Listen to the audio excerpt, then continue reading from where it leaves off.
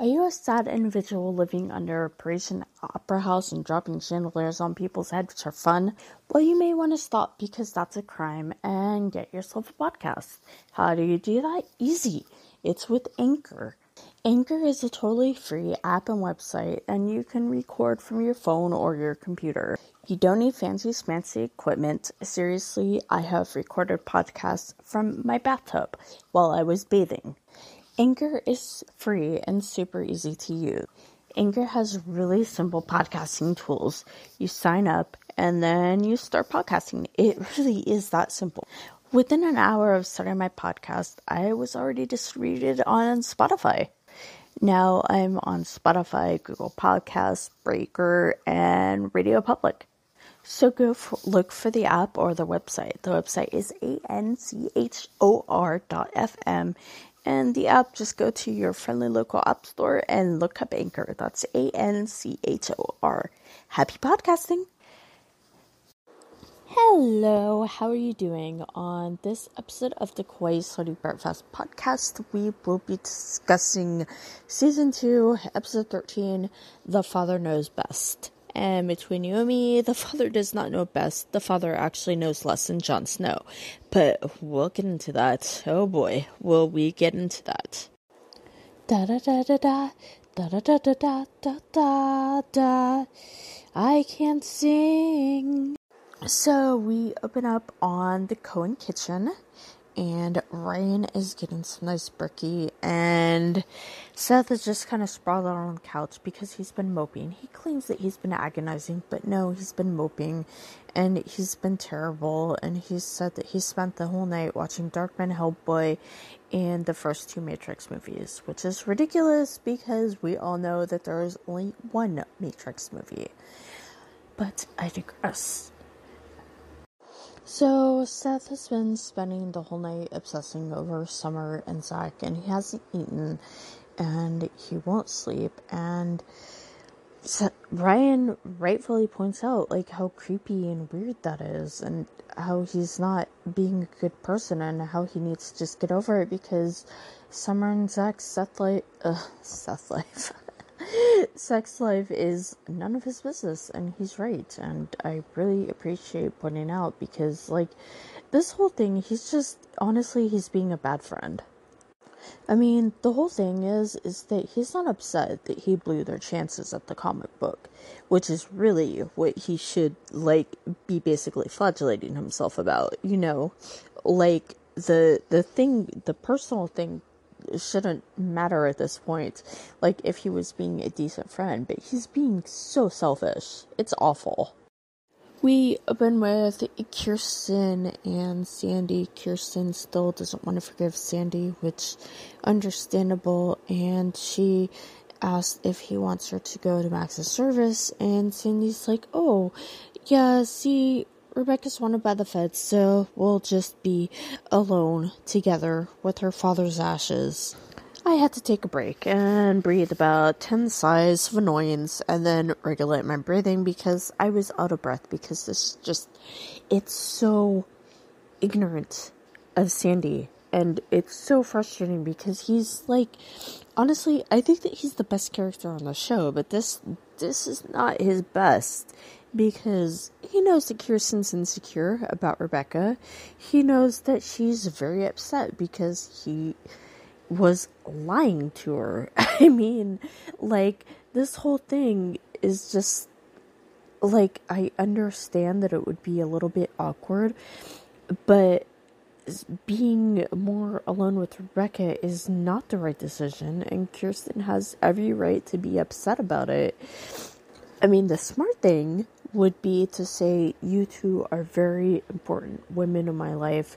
Yes, I would like you to be there, but I am also very worried about the FBI, considering the fact that she's an escaped fugitive, and I'm putting my career on the line, and I don't want to do the same for you. And in all honesty, all of this could have been avoided if he just hadn't lied to her. And then we get a scene with Seth and Zach, and it's horrible and awkward, so I'm not going to deal with it much. Basically, Seth is weird and tries to cagely ask if Zach had sex with Summer, and Zach's like, are you trying to ask me if I had sex with my girlfriend?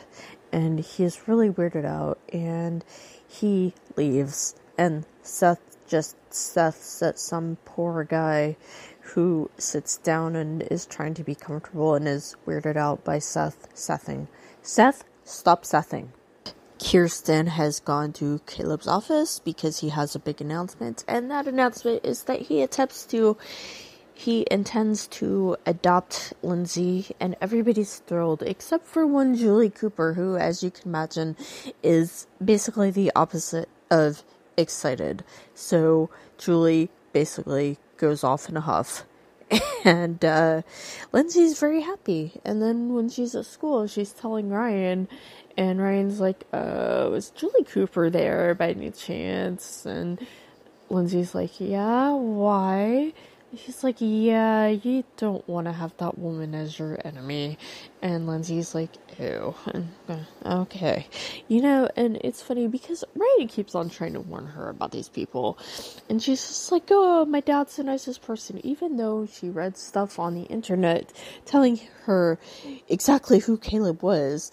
And Caleb has told her himself many times, especially at that dinner with Ryan, exactly who he was and what he's about. And I'm sorry, I would not take that man's money. I would not. Not in a box. Not in a fox. I would not take the money, Sam I am. Wait, that didn't rhyme. Okay, anyway, whatever. Rebecca and Sandy are unloading Max's ashes into the ocean on Newport Beach Pier. Now, I don't know why, but there's a twisted part of me that likes to imagine that they did this by rubies. I just think that would be really funny. Kind of messed up, though, for the people going in to eat, but, whatever. I mean, gosh, it's not like he could go to Huntington. I mean, for some reason, he says that he wanted to be in Newport Beach, which, okay, I mean, personally, I'd go with Seal Beach, but whatever. I'm a cheap McCheaperson, so, But anyway, rubies and the Inn Cafe aside, what was I saying? Oh, yes, I remember now, because Sandy tells Rebecca what happened between us, meaning the kiss cannot happen again. We gotta let go of the past. And I really, really want to help clear your name, because I don't believe that you left people to die. Which is nice, and I feel the need to mention that it's broad daylight at this time. And when he comes home later, it's nighttime. So what were they doing? I mean, I understand they, reminiscing about, their times with Max. But that seems like a long. And, it makes me more on Team Kirsten, Because, apparently he didn't call her, otherwise she would have told him that the FBI came, which is a thing that happens. And he asked her, basically, what did you say? And she's like, did you worry that I was going to give too much, or, not say anything? And I think that she has a reason to be upset, I mean, we have Marissa who sneaks up on Alex and who's like, ooh, and she invites Marissa to a party and tells her that she should invite Summer. And Marissa's like, I don't know if I want to do that. And Alex is like, oh, you haven't told anybody, and looks very disappointed. And I honestly don't know how to feel about this, so I think we'll talk about it more later. And here we have Caleb and Julie is very upsetty. I mean, honestly, with good reason. She tells Caleb that if he wants to do the adoption and party, then he should redo the DNA test, because things have changed since then, and I'm not sure how legit that is. I mean, is she suggesting that the tests were tampered with? I mean, is that what she's trying to say here? Because that's a little bit confusing. So he tells her that there wasn't a DNA test, and Julia's like, excuse me? Are you serious? You gave all that money and there was no test to prove whether she really was. And he's like, oh no, I trust Renee. And she's like, Renee was having an affair with a married man, which is like another Julie Cooper is right, but doing it for the wrong reasons, and by that metric, like actually doing like really bad things. Like, because I'm sorry, but like after he's given that much money to Renee, that's basically an investment. So at this point, suggesting Lindsay take a DNA test is insulting. And I think that's kind of the point, because Julie Cooper is kind of terrible. Melinda Clarke is great, though. I want to make that perfectly clear, because, like, I've said this before, I think, that when I talk about actors, like, with the characters that they play, people, for some reason, tend to think I'm talking about the actors, and I'm not. Just talking about the character. So Julie goes to Lindsay's place and talks to Renee, and is basically, if you have any doubts about this DNA test, you should not have Lindsay take it because it's fraud. And Renee's like, oh. And then Julie makes a snotty remark about their house, which, by the way, is a really cute house, Julie. So shut up with your ridiculous oversized mansion, you size queen. And then she leaves, and her hair is like all bouncy and full of volume, and it looks amazing. So anyway, Renee later on goes to the Cohen place and is like, I really need to talk to Sandy and Kirsten. And Brian's like, well, they're not here, can I help you? And Renee's like, look, I need you to talk Lindsay out of this DNA test, because I don't know if Caleb's the father, and he is terrible, basically. And Brian's like, well, I know Caleb, but he actually seems to be trying to be nice. And Renee's like, oh no. So that's that scenario. And the thing is that Julie, like I said, Julie is kind of right. I mean, if Caleb had no intention of shelling out the money, then fine, not doing a DNA test made sense, because there would be a link to him and this kid, which, you know, turns out to be Lindsay. Fine. But the fact is that he paid the money. So that seems like he's admitting. So why would he care? I mean, it kind of makes sense that he wouldn't want to have the money go to Marissa and Julie, because quite frankly, Marissa doesn't give a shit about him, which I don't blame her, but I mean, we're talking about Caleb's perspective. So yeah, and Julie married him for his money. I mean, that's just the fact, and he knows this.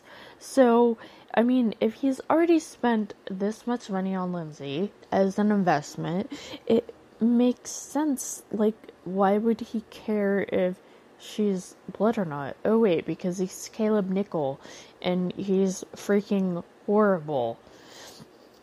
And so we get to Marissa and Summer, who are hanging out, and Marissa starts to tell her about Alex's party, but then she completely wimps out and says something about Caleb and doesn't mention Alex at all, which is just...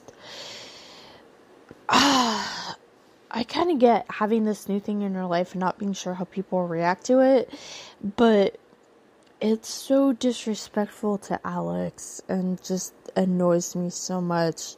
So while they're hanging out, Zach calls Summer and tells him how weird Seth was being, and like how he hasn't showered and he smells weird. And Summer is rightfully furious and goes to Seth's house and proceeds to hit him with a pillow, which, like, here's the thing. In the show, it really annoys me that Summer's violence is written off as a joke, because she really is abusive. I mean, she's emotionally and physically abusive at times, and I like her as a character, but like I said before, when you like a character, you need to accept their faults and the problematic aspects of them. Otherwise, I don't think that you can fully enjoy the media, like if you think something's perfect, because nothing's perfect. But she hits him with a pillow, which honestly, yeah, I kind of understand, because he was being gross and creepy, and he had no right.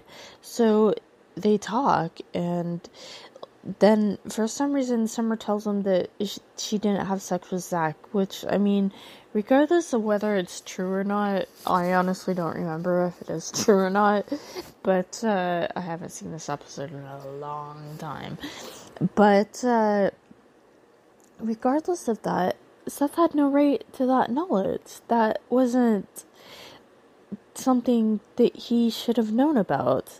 So we get to Kirsten, who goes to see Rebecca at the hotel room, and, like, it's supposed to be this big surprise, but it's really not. I mean, like, it was kind of spelled out.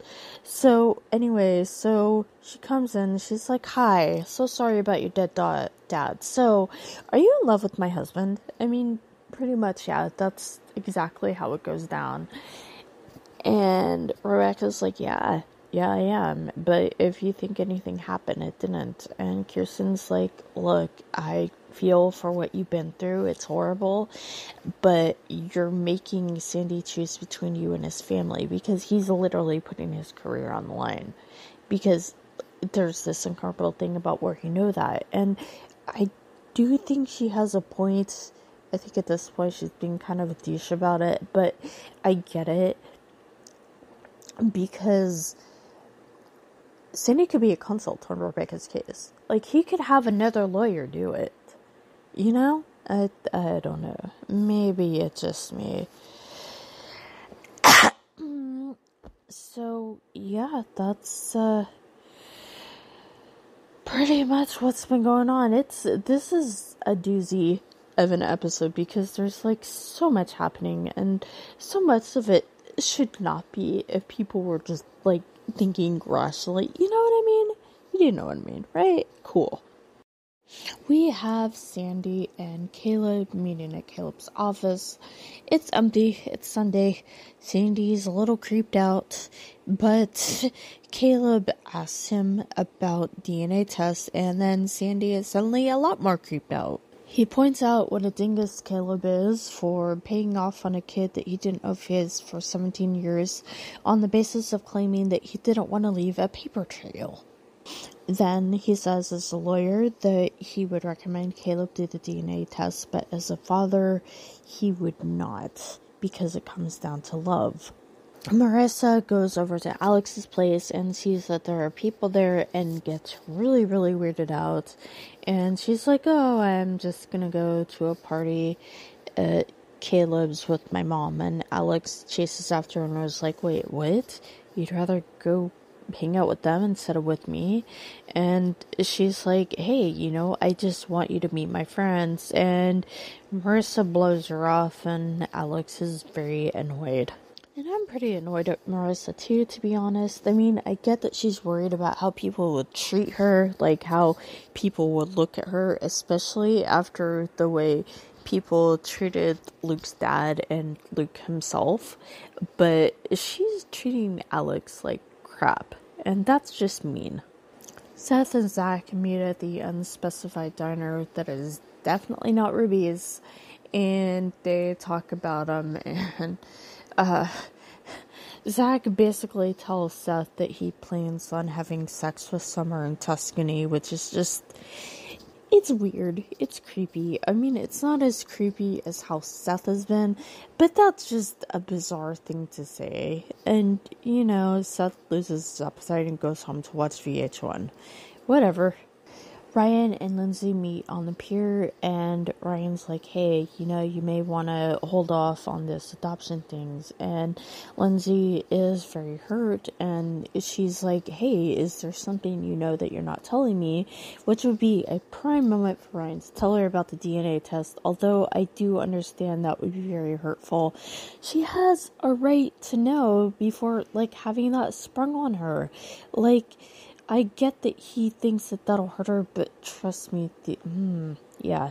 So anyway, at the Cohen house, Ryan is getting ready for the party, and Seth is sitting there moping, talking about what happened with Zach, and he keeps saying that he just wants it to be over with, that he's accepted that it's over and he's moved on and he doesn't want to go to the party.